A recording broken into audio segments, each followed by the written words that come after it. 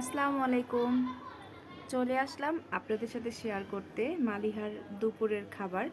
আজকে মালিহাকে fried rice রান্না করে দিয়েছিলাম।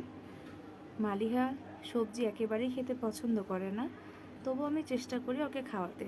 এভাবে ফ্রাইড রাইস রান্না করে দিলে সবজি দিয়ে ও ঠিকই খেয়ে নেয়।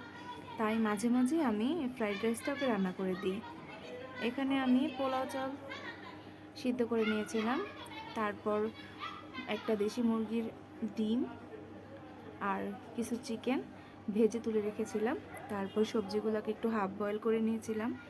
তারপর ভালো করে তেলে ভেজে সবজিগুলোর সাথে ভেজে তুলে রাখা চিকেন ও ডিম দিয়ে দিয়েছি। আর একটু ঝালের জন্য মরিচের গুঁড়ো আর কয়েক ফালি কাঁচামরিচ দিয়ে দিব। এরপর সিদ্ধ করে রাখা পোলাও চালগুলোও দিয়ে দিব, ভালো করে ভেজে নিব। এই তো হয়ে গেল মালিহার দুপুরের খাবার ফ্রাইড রাইস। ধন্যবাদ সবাইকে।